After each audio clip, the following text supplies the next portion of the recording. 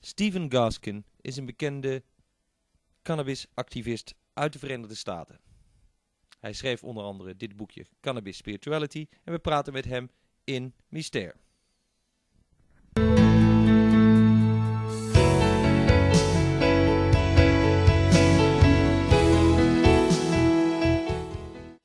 Cannabis Spirituality. Stephen Gaskin is a man who not only went or took the road in the 70s and has started a community called The Farm. Right. But in recent years you have been very active in cannabis, even to the point that they put you in jail for a while.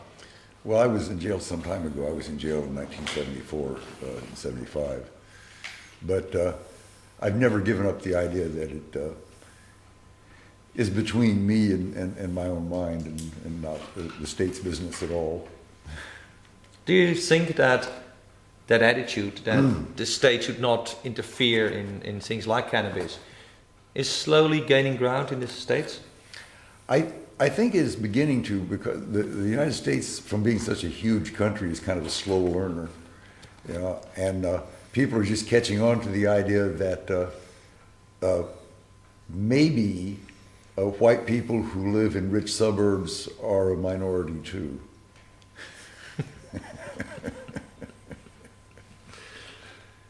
Maybe the world is changing. Definitely, politically, this Proposition 215 in California is a major... This illustrates the schizophrenia of the United States, because in the same election, Proposition 209, which is a very mean-spirited thing about not educating the children of immigrants, passed with 55%. And Proposition 215 passed 56%. You know? To make this a little bit clear. The margin was 1 million votes bigger than the winning presidential candidate. Yeah. Let's make this a little bit clear. Proposition 215 was a proposal, a law proposed to the people by people like Dennis Perron, who spent a lot of time and effort to get it on the ballot, which means that American citizens, in this case of the states of Arizona and California, could vote. And they could actually vote to make cannabis or marijuana allowed as a medical drug, and that if you wanted to grow it for yourself, that you could do so. Right. So it's really if you opening have a medical reason, right? Yes. Yeah. So it's really opened up the medical use of marijuana. Right. And so the people really spoke out. The people spoke out, and the federal government does not know what to do, and the doctors don't know what to do, because the doctors think that they should have the franchise on anything that anybody gets to take. You know, and but that would mean some kind of production facilities there to produce that. Right. And they maintain a marijuana farm in Mississippi that supplies 8 people who were the 8 legal users in the United States. You know, isn't it the same story again as in the 60s, or in the 70s actually, where LSD was at first allowed a little bit by medical use, and then again, you know, put under. Well, the thing is that legislatures, which are pushed by the people who have the most money and the most noise, try to curry favor with those fractions of the population by making more and more extreme laws about things, and they've passed whatever usefulness those laws may have had a long time ago, and putting some teenager in jail for 25 years for marijuana. Yeah, because this so-called war on drugs that was initiated by Bush and right, and what they've done is the really insidious thing about the war on drugs is that it has the same effect that the war on communism had, which was they can pretend to think it's so serious that they can subvert the Constitution in the name of this serious threat. And then they do things to the citizens that the Constitution is clearly designed to keep the government from ever doing to the people. You know, that was like Justice William O. Douglas said it best. He says it's very clear the United States Constitution was designed to keep the government off the backs of the people. Any other interpretation is not true.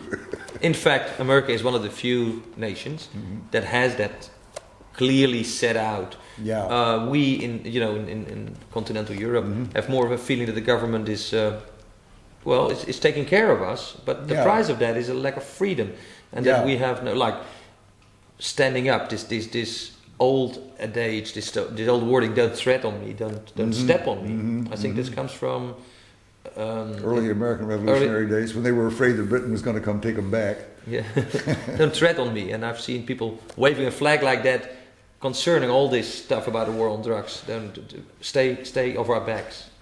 Well, see, the Cold War, which gave the United States such a great influence globally, put the United States and other organs that it's close to, like the International Monetary Fund and the World Bank and stuff like that, in a position to lean on other countries to change their policies in line with what the United States thought their policies ought to be. And it's worse now because we got France and the United States together on that effort, and France...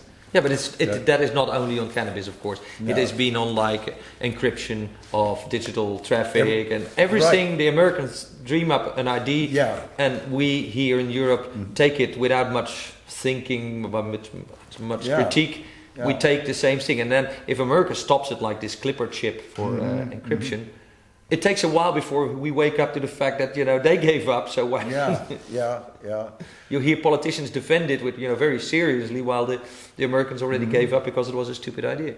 I used to think kind of idealistically that maybe we could give up international wars if there was something that was sort of like a world government, And I looked back at the League of Nations, and then I looked at the United Nations as this worked along and saw what that was like. And now I get to the point where I realize that there's a world government now. It's just that none of the people of the world have anything to do with it. And it's run completely of and by the multinational corporations I don't know, there's a list, that shows which corporations are bigger than which countries. And the list of the corporation size is bigger and bigger and bigger. Yeah, but it's typically American to fear that conspiracy of corporations, of people. I tend to say, well, there are auto conspiracies. Things happen. People get together and do things. So, well, that's the only thing that makes it possible at all, and that's why you must be an activist when you recognize. You must be there. Because see, the thing about the conspiracy among the corporations, that's not a fanciful conspiracy or a paranoid conspiracy. It's that these corporations have sets of bylaws that direct them to grow in certain ways, and that those sets of bylaws in interaction with other companies create a de facto conspiracy. Okay. And then you got to recognize that. When you recognize that, then you say, oh, this is like the weather or something. You got to know when to wear a coat and when to move to a warmer country. Let's take two routes there. One of this, when we talk about cannabis, there's this one side of it. Political side. But we get the story like hemp, and especially during this cannabis cup, you see lots of companies promoting the use of hemp. I think partly because they see if the hemp is accepted, maybe the marijuana gets accepted. But that's one side, and many people talk about it. But you have written a book about cannabis spirituality, which is the other use of marijuana to come to a better understanding of what? I think that in our modern world that people all have to grow a kind of a callus to protect themselves from the stresses, a shield, to protect themselves from the stresses of the world, and that in many cases that becomes so habitual that they become somewhat distanced from real life. And in fact, the old word for crazy was alienated, and what we would call a shrink now is called an alienist, And that was because of that, was you were outside of reality, They would say, come to your senses. And that effect of marijuana of opening that shield but that has two sides again. That is one of them. Well, opening to other people.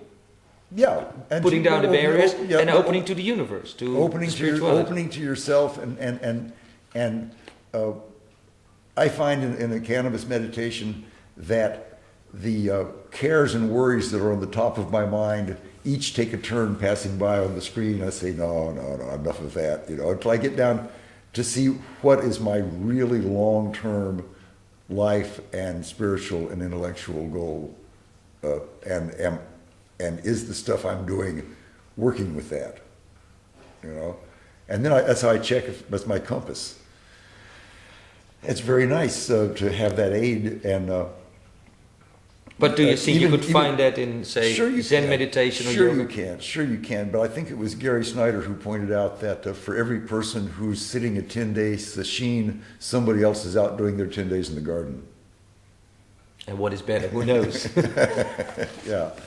Stephen, you say 13 guidelines for sanity and safety, and I assume that's based on cannabis. So, tell a few of these things. It's what they're based on is that you need to have a way to navigate, and that's some of the stuff that gets lost in our cultural mix as it comes down to us. People of our generation, and. Let me find one that's about that, because that's one of the real things that I wanted to communicate, was ways that people could. Okay, this one's number 8. You must have a personal code. There must be moral imperatives in your life. There must be things that you don't stoop to do, and things that you are obliged to do. Having a personal code is like having a set of instruments to fly by in the dark or in a storm, like an airplane. When an airplane is flying by instruments, there are dials and gauges on the instrument panel that tell the pilot if the plane is tilted to one side or the other, and if the altitude is being gained or lost and which way the plane is going. If it's dark or cloudy, the pilot has to fly by the information in the plane. In one's personal life, principles are the instruments that can be used to steer by when it is crazy out. A personal code. Yeah. But hasn't the church, hasn't society provided us with a code, a moral conduct set of call it 10 commandments? No, I'm not. I've been raised in my family as a free thinker for 4 generations on my mother's side and a couple of generations on my father's side. And while I love and respect the ethics of all the religions, the ethics are some of their best parts. The ethics and what I call the psychedelic testimony of their saints, is what I really value in religions. But the stuff they pass down as rules and stuff have so much to do with temporal stuff a lot of times that you're using hard, fast religious reasons for doing things that had perhaps a hygiene reason 2,000, 3,000 years ago, and that's not relevant anymore. Like keeping Sundays or Sabbath or eating I tend to think that nothing important in the real world happens on any important days in ordinary calendars. No, but they do happen on days that the stars or the planets have a special meaning, a full moon, a new moon. Well, I think that the moon has obvious psychological effects on us and stuff, but the effect of the planets is so infinitesimal, it seems to me. See, I really feel that the problem is that we as new inhabitants of this world have to learn what are the ways of this world. Just like when you pick up a science fiction book, you start seeing what are the rules of this world I've entered, this universe. And we have to figure those out for ourselves. And as we figure those out, we behave in a certain way because of that. And that way that we behave as a result of what we have figured out about this world is our real and our practiced religion, no matter what we say we are. And that's where you come back to your personal code. And that's where you come back to your personal code. You have been the founder, together with some other people, of The Farm, yes? Which was a community that's, a 60s community, really. You started with a little caravan and it became a community. Now, the rules in that community, when you talk about personal code, were there rules in that community that you try to align with your personal code? Would you say there's a set of laws that naturally developed? It was things that naturally developed. I never felt like that I had some revelation, which I was telling the hippies. I felt like that the hippies, as a large, clean experiment, had developed a beautiful code. And that I was taking that code and editing it and cleaning it up and giving it back to them to see what they had made, And when we got to the farm, there were certain things that we had to argue about, not whether we were going to observe certain things or not, but at what level was relevant to us. So there was a discussion that went on between this one guy and mostly the women on the farm of whether we were going to have ice or not, because this guy decided ice was so unecological because it took so much energy to do it that we shouldn't have ice, and that we should put a wet rag over our vegetables so they didn't wilt, right? Others of us felt like that we would like to have a refrigerator in our house. You know? Well, but that's an ecological discussion, but more practical. But that's spiritual. That's spiritual. See, yes. because did you get it or not? The refrigerator. We do have refrigerators in our house. No, but a practical thing, like in communities where people use marijuana or whatever, sometimes there's a choice between daily chores, like who is washing the dishes and is being stoned, an excuse of not tending to those things. No, we didn't go along with that. We were more like the experiment in Jamaica, where they found that there were people who smoke killer ganja and work hard all day. You know, and we were more like that. We might take a break or something, but what you're saying is that you did keep up like a practical thing. That was part of. See, if you really look at the Eightfold Path, what it basically gets Eightfold Path. Wait a minute, we're talking Buddhism here. Well, yeah. I'm not a Buddhist, but I like the Eightfold Path. Okay. And because it's about all of the ways that you either lighten your load on the world, or make it so the things that you do every day as a habit are helpful and not just for yourself, and that you have some ideals and overall goals that you're going to be helping the world with, and that then you have the problems of how to get your food and how to shelter yourself, and you work those equations together in the most graceful way possible, and this is your real spiritual practice of your life. You know, being a billionaire and sitting zazen so many hours a day is not the same as actually having a life, you know, and living it well. You know, it's. Did you feel your life has been worth it? Have you lived your life well? Oh, I'm so grateful. I felt that the hippies rescued me. You know, I was lost in a generation where my idols and gods was like Ernest Hemingway, and it was a hippie girl who said, Ernest Hemingway was this guy who was so afraid he had to sleep with the lights on. What? Had to be told this by some 18-year-old Are you implying hippie girl. that with all these experiences, drugs, community living, you have overcome your fears, or at least you can truthfully say that you know where your fears are, and that I had different kinds of fears before I became a hippie, and I had the kind of fears that one tries to solve by going in the Marine Corps like I did, and I was in combat in Korea, and that's the counterphobic and riding motorcycles fast. Yeah, but that's counterphobic. You have the fear and you go against it. Right, and psychedelics, grass, whatnot, set me free from that stuff. To now, I fear things like not looking in the right direction when I step into the street. But that's a very basic, survival. And that's healthy to have that. And in Korea, I developed the habit of ducking when I heard a gunshot, and I see no reason to try to stop that reflex. It was a healthy reflex. Yeah, even although now it's not. It may not be relevant, but I still have a tendency to duck when I hear a gunshot. You know, and it's like, I'm not afraid of death. That doesn't mean if somebody came and tried to take me out that I wouldn't be one old ex-Marine fighting dirty, you know. But as far as the abstract, I sat with my father last year. He was 94, and I saw that he was ready, and I saw that he didn't begrudge the discomfort that he had, and that he was aware as he was passing that he stretched back to a time before cars and planes and electronics and all of that, and that he had gone from that to see space travel in his lifetime, and he knew he had been a long journey. He's 94 years old, and do you feel? I want to be as much of a gentleman about dying as he was. That's nice. Yeah. Do you feel that? Did you share with him your experiences with cannabis and other drugs? To some degree, and he was amusing about it. I got him to smoke grass with me one time, And he got to the relaxing place and he sat back and he kind of savored it for a minute and he said, you know, I wish that your mother did this instead of drinking coffee.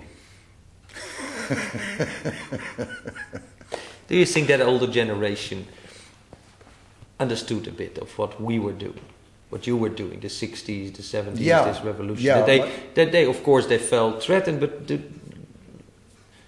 all in all, did they accept that it was time? At first, they thought that I had thrown away my life because I had gone their route until I had become a college teacher and I was teaching at San Francisco State University. And my mother thought she was home free.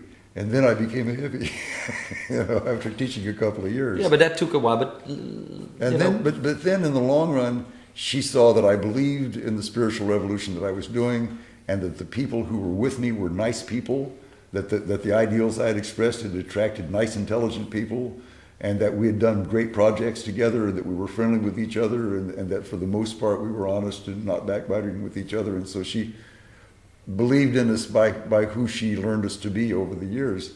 Did she become proud of you in the end? Yeah. She is now. She's very amused. She's very amused by this poster. She thought that was a great. I gave her a copy of that poster, and I also have a photograph of me and the girl who was painted to match that poster, which she has at home. So that's nice. So you bridged many gaps, a generational gap, because you're now here at the Cannabis Cup, and most of the people there are much younger than you are. Yeah. You and your wife even bridged the gap of birth, being very much involved with... Well, it's exciting for my wife to come here because Holland has one of the best midwife systems in the world. Yes, historical tradition. And consequently, you have some of the best birthing statistics and healthy childbirth outcomes in the world, too. And we're always trying to tell them in the United States, if you want to see what it's like when you got a bunch of midwives, go look at Holland where they got a bunch of midwives. Yeah. But so you've been bridging. You have been bridging many cultures, in fact. And then coming back now to the present, is it time to make even more bridges, to bring this awareness from what you have, community, 60s feelings, really? I mean, make love, not war is maybe a too vague a notion, but that's what was the message was. To bring that to America, where we're still, over the past 25 years or 50 years, if I look at it, it has been engaged in war every 5 years or so. Yeah. The United States is so geared up by the Cold War that they don't know what to do about it. And Eisenhower knew that long ago. Eisenhower, when he went out of office, said that the most clear and present danger to the freedom of the world is the military-industrial complex. And that's about as straight as you can lay it, And that's the one, with all of the budget cuts, the United States, down to where it went from there being so many cops that they were a pain in the neck to where there's not one when you need one. But they did not cut the military budget. And in fact, the president recommended a military budget, and the right-wing Congress gave them a couple of billion more than the president recommended, just to give them a tip, fix them right up. And so they need an enemy. And the enemy is turning out to be their own young people, is their enemy. Yeah, but it has always been. It has been in the 60s. As far as I know, it must have been in France, whatever, 200 years ago. Why do governments pick their own people, their own rebelling, but thereby promising people, the ones with initiative, the ones with an idea and vision, and put them down? What is this thing in governments to do that? I think that the hippies scare them worse now than they did when they were young, because when they were young, they didn't actually have any power. Now, they actually have developed and have jobs and money and degrees and teach and do things and are part of the world and are the generation that will de facto take over the world because nothing stops the turning of time. And the old guys are saying, we don't want to give it up yet, and we're going to just rip you off as hard as we can to delay as long as possible your turn. And I feel the way I'd rather be about that is be friends with the new guys who are coming, because that's who will take care of you when you get old as your friends. You should have young friends. Yeah, it makes life... Yeah. And there's one other thing which is about how the spiritual revolution, I think, should work. And that is that in Vietnam, the leftists and the hippies all knew that Vietnam was wrong for a long time before the ordinary American citizens figured it out. When they figured it out, it changed, you know. And I say that's what we have to do about turning this war from a war to a peaceful thing. And we have to learn like to win the love of an honest square. There's such a thing as an honest square. Somebody out there who believes in the ideals. When you say square, is a square citizen? Someone who is a straight, ordinary citizen who's honest and who believes in ideals and is not just an automaton for the bill collectors. And these are the people who really rule the world. If they understand what's going on, they will make things happen and make steps to change it. I think that's what Dennis Peron did in California, was that the ordinary honest square of California saw that there was medical value in that marijuana for those people who needed it desperately.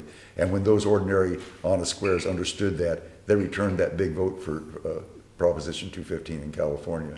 And that's, I think, the job of everyone who wants to bring about and do this kind of bridging, is live your life and fight your fight in such a way as to win the love and respect of an honest square. This was Stephen Gaskin about cannabis spirituality and about life. Yeah, yeah. And thank you for your words. Thank you. Fun to be here.